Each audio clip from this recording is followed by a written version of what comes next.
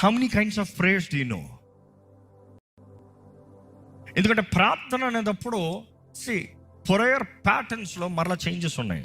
When I say అన్ని సమయంలో ప్రార్థన, ప్రతి విధమైన ప్రార్థన. మామూలుగా ప్రార్థన అన్నప్పుడు we talk about adoration, thanksgiving, confession, petition, intercession. ఇవన్నీ చూసినప్పుడు ప్రార్థన అంటాం. కానీ అన్ని రకాల ప్రార్థన ఏంటి? ఇందాక నేను చెప్పిన ఈ 5, all 5 is equal to prayer, not 5 kinds of prayer.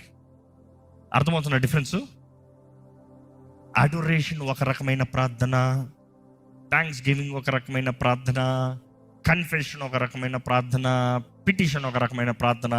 ఇట్లా సపరేట్ చేయట్లే. But when it comes to prayer, ప్రార్థన అన్నప్పుడు ప్రతిసారి నీ ప్రార్థనలు ఎన్ని ఉండాలి. కానీ బైబిల్లో చూసినప్పుడు 7 kinds of prayers that you can focus on. ఏంటి 7 కైండ్స్ ఆఫ్ ప్రేయర్స్ అన్నప్పుడు? ఒకటి కమ్యూనియన్ ప్రేయర్. కమ్యూనియన్ ప్రేయర్ అన్నప్పుడు సహవాస ప్రార్థన. ఎవరితో సహవాసం? మనుషులతో కాదు. ఇది మనుషులతో కలిసి చేసే ప్రార్థన కాదు.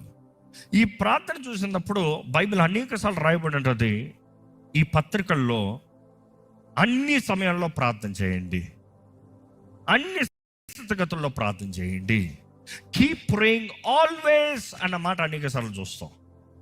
ఈ ప్రార్థన ఎలాగంటే, ఒక్కసారి నువ్వు దేవునితో సరైన తర్వాత, దేవుని ఆత్మ సహాయం నిన్ను పొందుకున్న తర్వాత, పరిశుద్ధాత్మ నువ్వు కలిగిన వ్యక్తివి, కంటిన్యూగా దేవునితో మాట్లాడుతూనే ఉంటావు.